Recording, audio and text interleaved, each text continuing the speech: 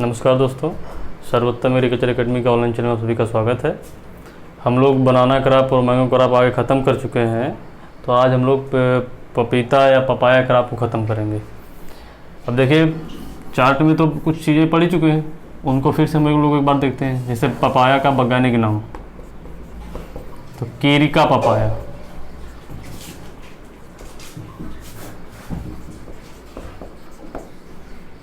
Family केरिकेसी,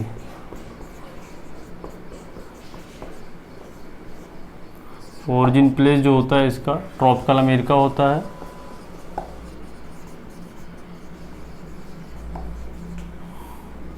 और 2n बराबर जो होता है 18। ये बेसिक जानकारी है पपीता के बारे में, ये आप लोग चार्ट के माध्यम से भी पढ़ चुके हैं। अब देखिए, पपीता किस प्रकार का फल है। तो पपीता जो है कि पपीता पूछा था, पपीता किस प्रकार का फल है।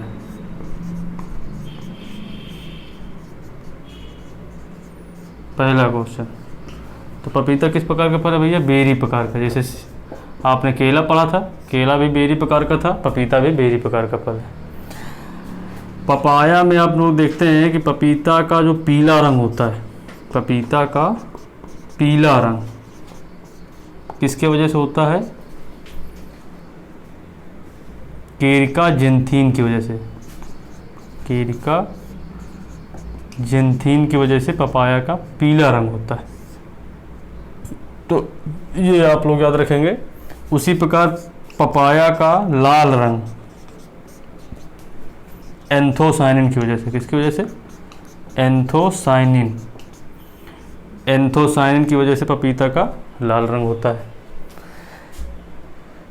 पपीता में एक पूछा जाता है, पापेन संबंधित है। पापेन संबंधित है, तो आपका आंसर होगा पपीता से। पापेन संबंधित है पपीता से। पापेन क्या होता है? पापेन एक प्रकार का पाचक एंजाइम है। कैसा एंजाइम है?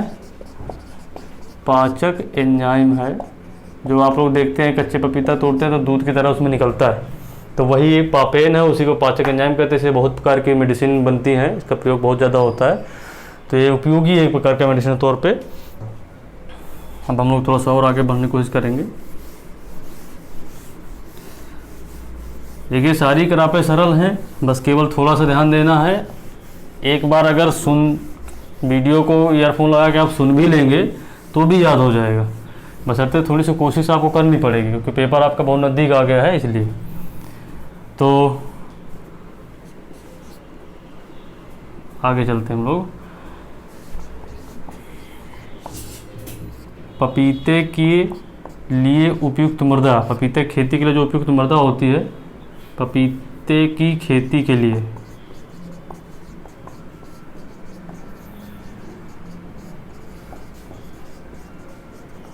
उपयुक्त मृदा जो है वो है दोमट मृदा। दोमट मृदा। पपीते में विटामिन ए सर्वाधिक पाई जाती है। पपीता में विटामिन ए सर्वाधिक पाई जाती है। सर्वाधिक का मतलब यहाँ पे ये है कि पपीता के केस में सर्वाधिक क्या पाई जाती है? Vitamin A. वैसे ऑल ओवर विटामिन सबसे ज़्यादा किस में पाई जाती है? तो आपको बता दें, सबसे ज़्यादा विटामिन ए का सबसे ज़्यादा पाई जाती है, हमने आपको बता चुके हैं पहले भी, आपको पता है कि सबसे पहले मैंगो है, मैंगो के बाद देन पपाया आता है, फिर इसके बाद आपकी कैरेट आती है, गाजर, इस प्रकार है। तो अगर आपसे पूछा जाए सबसे ज़्यादा विटामिन ए किस में पाई जाती है और इन तरह के ऑप्शन दिया हो, तो सबसे पहले हम मैंगो मारेंगे। अगर मैंगो ऑप्शन में नहीं है तो उसके बाद हम पपीता चूज करेंगे। पपीता भी ऑप्शन में नहीं, तब हम गाजर को चूज करेंगे। फिर गाजर भी नहीं है तो लाल मिर्च या लाल कद्दू जो भी होता है, पका कद्दू, इस प्रकार से उनमें भी पाई जाती है विटामिन ए। तो पपीता के केस में केवल, पपाया में केवल अगर देखेंगे तो पपीता में सर्वाधिक सबसे ज़्यादा न्यूट्रिएंट वैल्यू कौन सी पाई जाती है? तो विटामिन में विटामिन ए पाई जाती है सर्वाधिक। पपीता की खेती को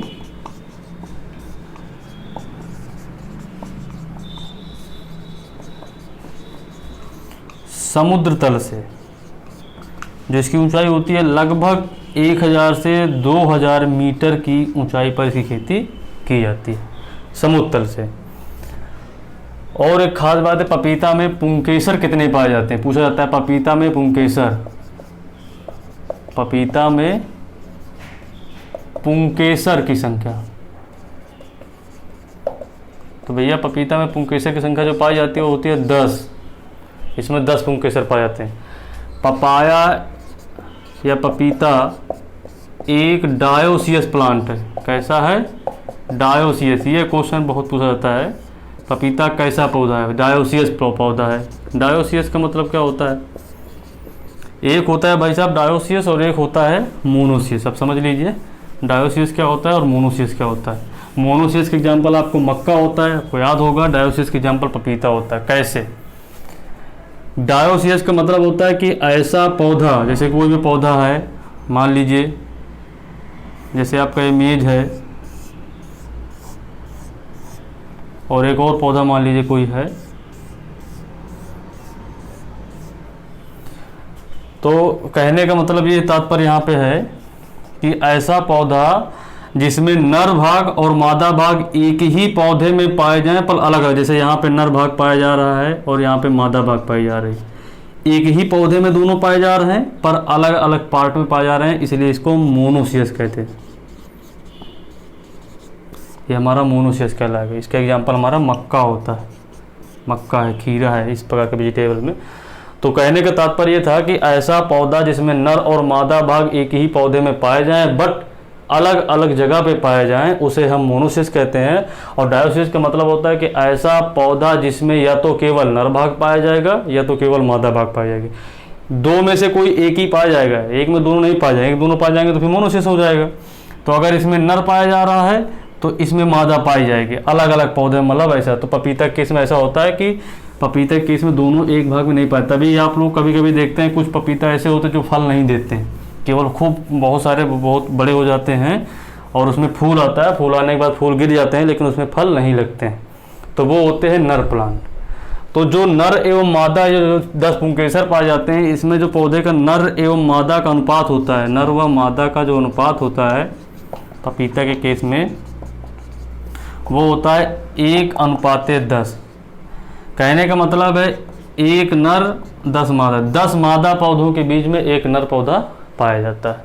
ये इसका ये मतलब हो गया, ठीक है भाई। अब देखिए पपाया का एक प्रमुख रोग लगता है, वो है तना विगलन रोग। पपाया का प्रमुख रोग कौन सा है भैया, तना विगलन रोग।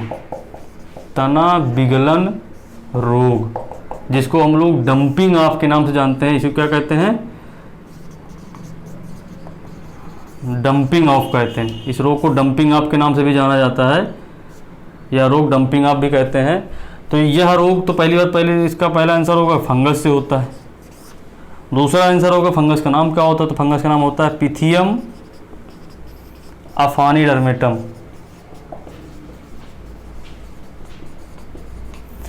पिथियम अफानीडर्मेटम, पिथियम अफानीडर्मेटम इस फंगस का नाम है, जिसकी वजह से तना विगलन रोग लगता है। इसमें पौधा क्या होता है, नीचे से सड़ जाता है बिल्कुल से, तो टूट के गिर जाता है, ये होता है। दूसरा रोग इसमें होता है पर्णकुंचन रोग। कौन सा रोग होता है भैया, पर्णकुंचन रोग। पर्णकुंचन रोग जो होता है, यह रोग इसमें वायरस से होता है। किससे होता है, यह रोग इसमें वायरस से होता है। और पर्णकुंचन का मतलब होता है जो पपीता की जो पत्तियां होती हैं वो मुड़ जाती हैं, सिकुड़ जाती हैं, तो उसे हम पर्णकुंचन रोग कहते हैं। और यह रोग हम पपीता में पाया जाता है जो कि वायरस होता है। यही पर्णकुंचन रोग आड़ू में लगता है, लेकिन वो बैक्टीरिया से लगता है, बस इतना, सॉरी फंगस से लगता है, इतना फ़र्क है। सारे वहाँ पे लीफ कर लोग, इसको हम लोग लीफ कर लोग भी बोलते हैं, वहाँ पे पियर लीफ कर लोग, वो सॉरी पीच लीफ कर लोग बोलते हैं आड़ू में। तो पीच लीफ कर्ल या आड़ू का पर्णकुंचन रोग जो लगता है वो फंगस से लगता है। But in case of papaya का सारे पर्णकुंचन रोग हमेशा वायरस से लगते हैं। बस एक अपवाद है, तो उसको वहाँ पे देखेंगे जब पढ़ेंगे। तो आप ये 2 रोग याद रख लेंगे, एक तो तना विगलन रोग जिसको डंपिंग ऑफ के नाम जानते हैं, फंगस होता है, पिथियम अफानीडर्मेटम इसका फंगस का नाम होता है। दूसरा पर्णकुंचन रोग होता है जो कि वायरस से होता है। अब हम लोग थोड़ा सा आगे इसके और क्लियरली पढ़ने की कोशिश करेंगे। तो ये जितने भी आपके पॉइंट बताए जा रहे हैं सारे इंपॉर्टेंट पॉइंट हैं, आप इनको सुनते रहिए, याद करते रहिए, जिसको ना याद हो लिख ले, नोट कर ले, वरना आप वीडियो को देखते रहिए केवल और सुनते रहिए, ऐसे ही याद हो जाएगा आपको। अब इसके बाद आपका है प्रजातियां। देखिए प्रजातियां इसकी दो प्रकार की होती हैं भाई। प्रजातियां दो प्रकार की हैं। एक होती है गायनोसियस,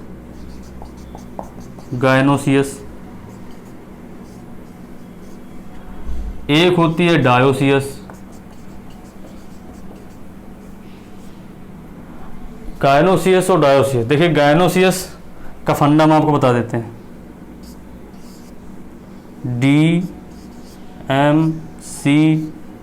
DMCTSS, बस इतना याद रखना, DMCTSS, एक बार याद करें DMCTSS, ये गायनोसियस फंडा। आपका डी का मतलब क्या होता है भाई, देख लेते हैं, पूसा डेलिसियस, पूसा अपने मन से लगा देंगे, डी से मतलब होता है डेलिसियस,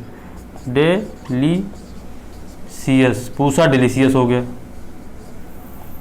एम से हो गया मेजेस्टी, तो इसका हो गया पूरा नाम पूसा मेजेस्टी, पूसा से निकाली गई है इसलिए हम पूसा मेजेस्टी, पूसा मेजेस्टी हो गई है। सी तो हो गए कुर्ग हनीड्यू,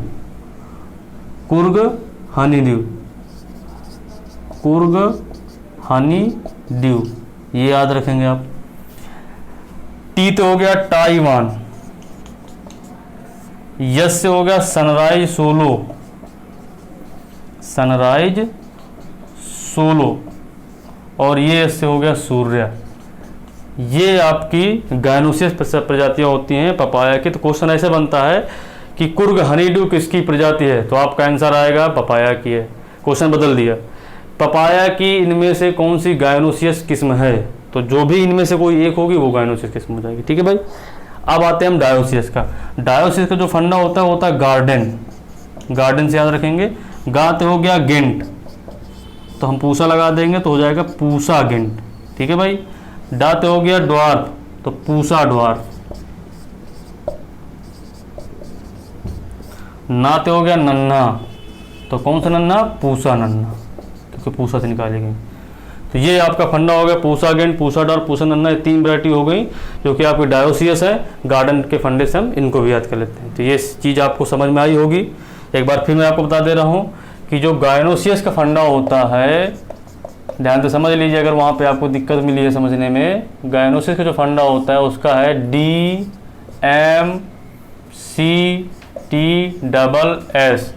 डी से डेलिसियस हो गया,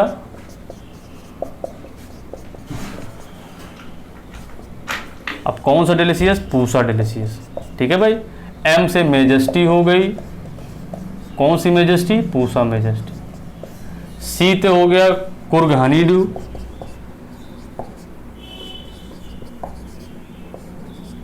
टी से हो गया टाइवान,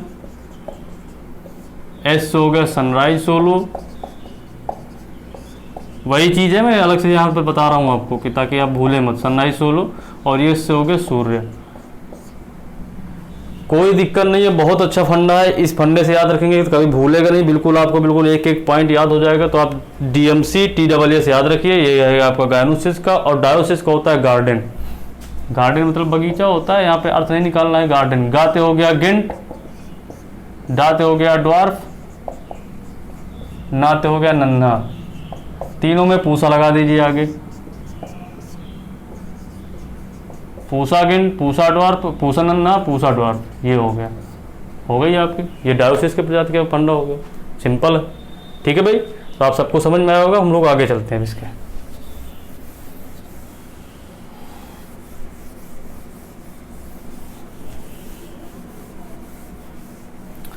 याद करते जाइए केवल बस, क्योंकि पेपर बहुत नज़दीक है और आप अगर डेली का डेली पढ़ते जाएंगे तो कोई समस्या नहीं होगी, क्योंकि पहले से कुछ ना कुछ तो पढ़े ही होंगे।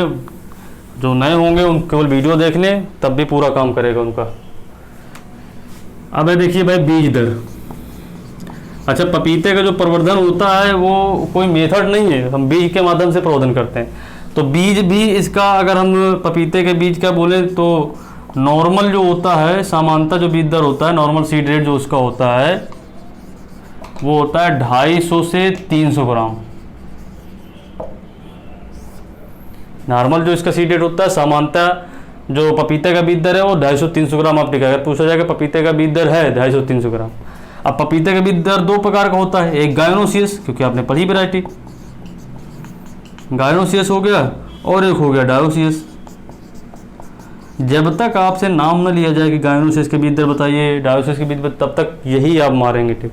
अब पूछा जाए गायनोसियस का, तो गायनोसियस का 250 है भैया, 250 ग्राम, और इसका है 500 ग्राम। बस जैसे पूछे वैसा आंसर। अगर आपसे पूछे केवल पपीता का बीज दर क्या है, तो 250 से 300 रेंज वाला मारेंगे।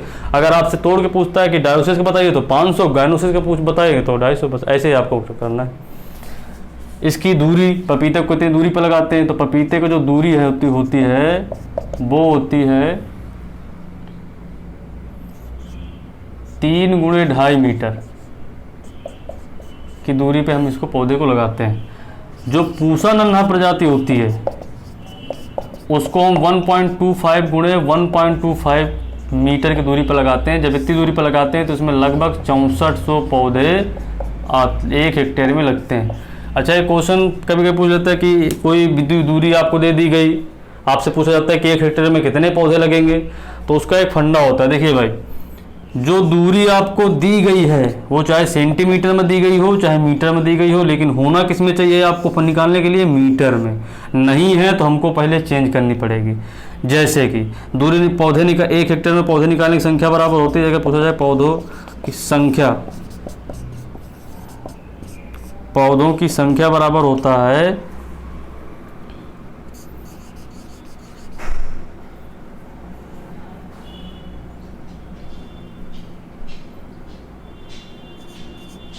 हेक्टेयर मीटर में अपान दूरी मीटर में। अब 1 हेक्टेयर होता है, हेक्टेयर मतलब 1 हेक्टेयर लेंगे, 1 हेक्टेयर का पूछ रहा है तो 1 हेक्टेयर लेंगे। तो 1 हेक्टेयर में कितने मीटर होते हैं आपको सबको पता है, 10,000 होते हैं भाई, 10,000 वर्ग मीटर होता है। ठीक है भाई, 10,000 वर्ग मीटर लिख लिया गया। दूरी दे रहा है मीटर में। अगर हमारी जैसे कि 45 × 15 सेंटीमीटर होती है दूरी, इस तरह दी जाती है, तो इसी को हम पहले मीटर में चेंज करेंगे। मीटर में चेंज करने के लिए 100 का भाग दो तो मीटर में चेंज हो जाएगी, तो भाग दे देंगे 100 का, 0.45 × 0.15 आ जाएगी। ये आ गई आपकी मीटर में चेंज हो गई। इसी दूरी को यहाँ पे रख देंगे तो इस दूरी के अकॉर्डिंग पौधे संख्या आ जाएगी। जैसे कि यहाँ पे था 1.25, 1.25, ये मीटर में ऑलरेडी दी गई है, तो कुछ नहीं करना, उतार के रख दो 1.25 × 1.25। इसका गुणा करा दो पहले, जो भी गुणा कराने से आए उसका 10,000 में भाग दे देंगे, पौधों की संख्या आ जाएगी। ठीक है भाई, ये हम आपको एक फंडा नियम बता दिए कैसे करते हैं, बाकी गुणा भाग आप कर लीजिएगा जब निकालना। करेंगे क्या, डायरेक्ट कैलकुलेटर में ऐसे नहीं करेंगे। जैसे ही लिखा हुआ तो पहले 1.25 को 1.25 से गुणा करेंगे, जैसे यहाँ पे 10,000 पहले लिख लिया। ठीक, अब इसका गुणा करेंगे, जो भी आएगा 6.25 आएगा, 4.25 आएगा, 300 जो भी आएगा उसको इससे फिर भाग देंगे, तब आ जाएगी संख्या। ठीक है भाई, ये आपका नियम है पौधों की संख्या निकाल। अब हम लोग आगे चलते हैं।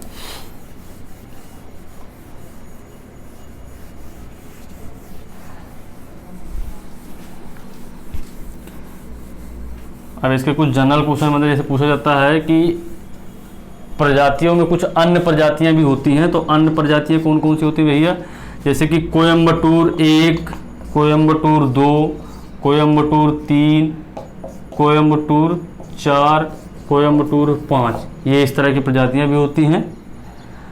तो जो पापेन सर्वाधिक किस प्रजाति पाया जाता है, पूछा जाता है पापेन सर्वाधिक पपीता की किस प्रजाति, सर्वाधिक पपीता की किस प्रजाति में पाया जाता है, तो किस प्रजाति का मतलब आ गया, तो कोयम्बटूर 5। CO का मतलब होता है भैया कोयम्बटूर से निकाले गई प्रजाति से कोयम्बटूर इसको हम कहते हैं। तो ये कोयम्बटूर 5 है, इसमें क्या कहते हैं, सर्वाधिक पपीता का पापेन पाया जाता है। दूसरा है खून की तरह दिखने वाली पपीते कौन सी किस्म, जो खून की तरह दिखती है, बिल्कुल लाल बिल्कुल दिखती है, खून की तरह दिखने वाली पपीते कौन सी किस्म है, वो है भैया टाइवान जो एक ऐसी किस्म है जो पपीते की बिल्कुल खून की तरह दिखने वाली किस्म है, ये है। तीसरा पॉइंट बनता है पपीते की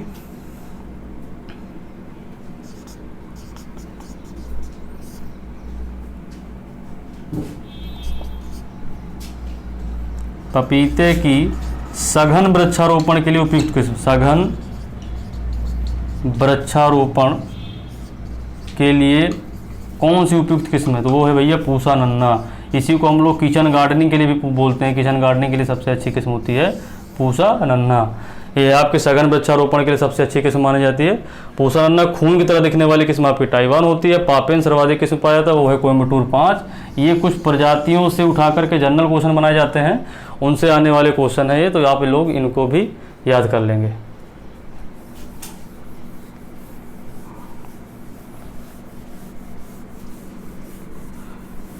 अब इसका एक पॉइंट ये है कि पपीता भारत में सबसे ज़्यादा कहाँ पाया जाता है? तो ये तो डाटा अब हमेशा बदलते रहते हैं, लेकिन जहाँ तक है वो है आंध्र प्रदेश। आंध्र प्रदेश एक ऐसा राज्य है जो भारत में सर्वाधिक पपीता खेती करने वाला राज्य है।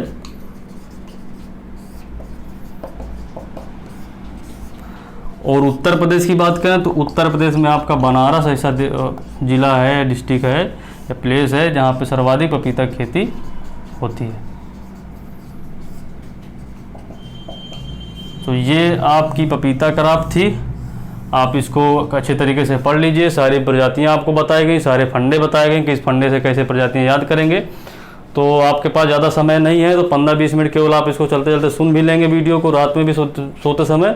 तो 100% है कि आपको सुनने से पूरा वीडियो क्लियर हो जाएगा, पूरी क्रॉप क्लियर हो जाएगी, कोई दिक्कत नहीं मिलेगी। तो आप इसको अच्छी तरीके से देख लीजिए और मिलते हैं अगले वीडियो में। इसके पहले आप सब पूरा याद कर डाले कैसे से। ठीक है भाई, धन्यवाद।